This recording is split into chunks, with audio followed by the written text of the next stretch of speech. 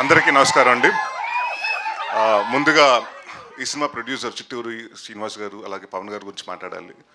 ఈ సినిమా అంటే మేము నా స్వామి రంగా రిలీజ్ అయ్యి ఆ రోజు ఈవినింగ్ సక్సెస్ మీట్ అన్నపూర్ణ స్టూడియోలోంచి అయిపోయిన తర్వాత కిందకు వస్తుంటే చిట్టూరి గారు, పవన్ గారు వచ్చి మనం ఇంకో సినిమా చేద్దామని అప్పటి నుంచి అంటే మీకు ఏదైనా కథ నచ్చితే నాకు పంపించండి, లేకపోతే నాకు ఏదైనా నచ్చితే మీకు పంపిస్తామని చెప్పారు. సో అప్పటి నుంచి మేము దాదాపు ఒక 4, 5, 6 months, 7 months చాలా రకరకాల కథలు విన్నాం. ఆయన విన్నారు కొన్ని, నేను విన్నాను. అలాగే స్టార్ట్ అయింది. ఒకరోజు సడన్గా ఫోన్ చేసేలాగా అనిల్ విశ్వనాథ్ గారి దగ్గర ఒక మంచి కథ ఉందండి, మీరు వింటే బాగుంటుంది అన్నారు. విన్నాను. అంటే ఇప్పటివరకు నేను చాలా జానర్స్, అంటే నేను ఇప్పుడు కామెడీ సినిమాలు చేశాను, ఈ మధ్యకాలంలో కొంత సీరియస్ సినిమాలు చేస్తున్నాను. ఇప్పటివరకు నేను ఎప్పుడు అంటే సస్పెన్స్ థ్రిల్లర్ చేయలేదు. సో ఫస్ట్ టైం ఈ జానర్ ట్రై చేస్తే బాగుంటుంది. అండ్ ఇది ఎలా ఉంటుందంటే మల్టీ లేయర్స్ కథలు జరుగుతుంటాయి. 4-5 కథలు జరుగుతుంటుంది. ఏ కథ ఎటు నుంచి లీడ్ అవుతుంది, ఏ కథ నాట్ ఓపెన్ అవుతుంది, ఏ కథ టై అవుతుందో తెలియదు. So it's very racy and అంటే మీకు చాలా అంటే కన్ఫ్యూజింగ్గా ఉంటుంది కానీ ఇట్ విల్ బి వెరీ అంటే ఒక చిన్న ఎక్సైటింగ్గా ఉంటుంది. ఎలా రాసుకున్నారు అన్నది చిన్న ఆశ్చర్యం కూడా ఉంటుంది. అండ్ ఐ థింక్ అనిల్ గారు is done a fantastic job. And Anil గారు బీన్ అంటే నేను పొలిమేర చూసినప్పుడు కానివ్వండి, 1 కానీ 2 కానివ్వండి, నాకు ఆయన రైటింగ్ స్కిల్స్ ఎస్పెషలీ అంటే హౌ హీ డీల్స్ ఇలాంటి సస్పెన్స్ థ్రిల్లర్స్ అనేది నాకు అంటే screen play I think his best story and screen play. The way he writes డిఫరెంట్గా రాసుకుంటారు. మన జనరల్గా A to Z రాస్తుంటే Z నుంచి Aకి వస్తుంటాడు. సో అలా ఆలోచించి డిఫరెంట్గా వచ్చిన ఈ ప్రోడక్ట్. అండ్ నాని పొద్దున్నప్పుడు హల్దీ చేసుకుని జల్దీగా వచ్చాడు ఇక్కడికి.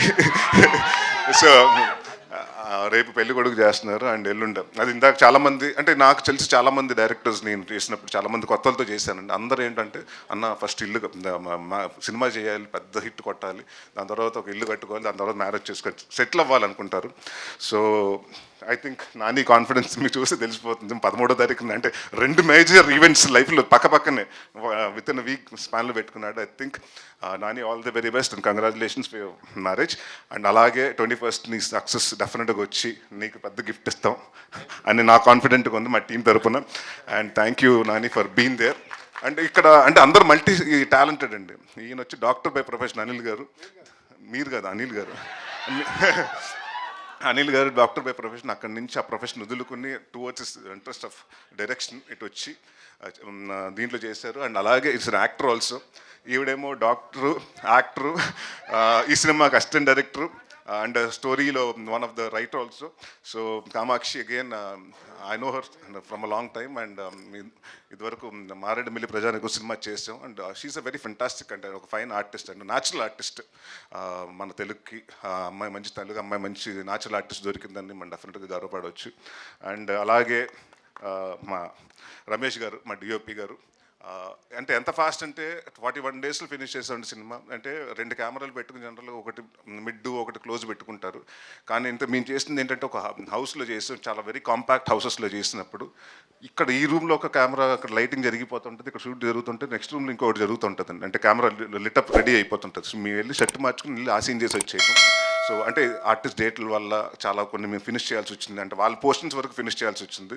సో అంటే using it both the cameras and అంటే ఎంత ఎఫెక్టివ్గా డైరెక్టర్ ఏమనుకుంటున్నారో ఆయనకంటే ముందు అంటే వీళ్ళందరూ ఒక టీమ్ వర్క్ అండి. బేసిక్గా దే బీన్ ట్రావెలింగ్ ఫ్రమ్ పొలిమేర 1-2 కాబట్టి దే నో. అంటే వాళ్ళకు నాని గారికి కానివ్వండి, అనిల్ గారు కానీ వాళ్ళు ఏమనుకుంటున్నారో మైండ్లో అనేది చాలా ఈజీగా తెలుసు. సో ఇట్స్ అలాంటి డిఓపి ఈ సినిమాకి దొరకటం డెఫినెట్గా మా అదృష్టం. అండ్ డెఫినెట్గా విల్ హోప్ అంటే సార్ మళ్ళీ మన సినిమాలు చేయాలి. ఎందుకంటే నాకు సెట్కి వచ్చిన తర్వాత కూర్చోబెట్టకూడదు, ఫాస్ట్గా చేస్తూ ఉండాలి. సో అంత ఫాస్ట్గా చేసి అంత అంటే బడ్జెట్ ఫ్రెండ్లీగా ప్రొడ్యూసర్కి అలాగే ఎక్కడ ఎవరికి ఇబ్బంది లేకుండా చాలా అంటే ఎప్పుడు అరుపులు కేకలు ఎప్పుడు ఉండేది కాదండి. Very silent person but it's work will definitely show. And మా భీమ్స్ గారు రండి. ఈయన గురించి చెప్పాలంటే ఫస్ట్ మేము వైఆర్డి బ్లాక్బెర్రీ ఫోన్లే అన్న సాంగ్ ఆయన వినిపించినప్పుడు చాలామందికి నచ్చలే. ఇదేంటి సాంగ్ ఇలా ఉంది, సర్ర ఏంటి అది ఇదని చాలామంది చెప్తే నేను బాగా నమ్మాను. లేదంటే కొడతది ఆ సాంగ్, నమ్మండి అంటే ఆ సినిమా చాలామంది అండి అప్పుడు ఆ సినిమా చేసినప్పుడు డైరెక్టర్స్ కానివ్వండి, ప్రొడ్యూసర్స్ కానీ అందరికి వచ్చిన డౌట్ ఉండేదండి. దాని తర్వాత లేదంటే కైలాష్ గారు పాడితే బాగుంటుందని ఆ సినిమా ఆ సాంగ్ అలా హిట్ అయింది. అండ్ బాబు రాంబాబు అన్న సినిమా అసలు సాంగే లేదు ఆ సినిమాలో, కేవు కేకలో. ఈయన ఒకరోజు గోల్కొండ హోటల్లో షూటింగ్ జరుగుతుంటే కేవు కేక అప్పుడు వచ్చారు. ఒక ట్యూన్ ఇవ్వాలండి మా క్లైమాక్స్కి సాంగ్కి. ఆయన ఏదో చేస్తుంటే నాకు నచ్చలేదు. దాని తర్వాత నేను చెప్పా, అంటే మొహమాటం లేకుండా చెప్పేస్తా. అంటే చాలామందికి ఏంటంటే తీసుకోలేరు, నో అంటే తీసుకోలేరు. భీష్మ గారికి అలాగ ఉండదు. బాగాలేదంటే అవునా బాగాలేదు ఇంకోటి చేసేద్దాం అంటారు. అక్కడప్పుడు కూర్చుని, అంటే నేను ఫస్ట్ టైం నాకు బాగా గుర్తుండేది ఏంటంటే, అక్కడ గోల్కొండ రూమ్లో కూర్చుంటే మేము భోజనం చేసిన తర్వాత ఒక కబోర్డ్ ఓపెన్ చేసి ఆ కబోర్డ్ నుంచి బాబు ఓ రామ్ బాబుని స్టార్ట్ చేశారు. సో అది ఇంత పెద్ద హిట్ అయ్యి ఇవాళ కూడా ఎక్కడికైనా వెళ్తే సంగీత్స్లో కానివ్వండి ఎక్కడన్నా బాగా వినిపించే సాంగ్. సో నాకు కెరియర్ బెస్ట్ సాంగ్స్లో కమల గారు నిండు నూరేళ్ళ సావాసం అలా ఇచ్చారు. దాని తర్వాత 2 సాంగ్స్ మీరే ఇచ్చారు. అండ్ ఈ సినిమాకి వచ్చేటప్పుడు మా ఛాలెంజ్ ఏంటంటే డెఫినెట్గా మెలోడీస్ అండ్ డెఫినెట్గా ఈ సాంగ్లు ఎరకొడతారని తెలుసు కానివ్వండి. మా ఇద్దరికి ఛాలెంజ్ ఏంటంటే ఆర్ఆర్.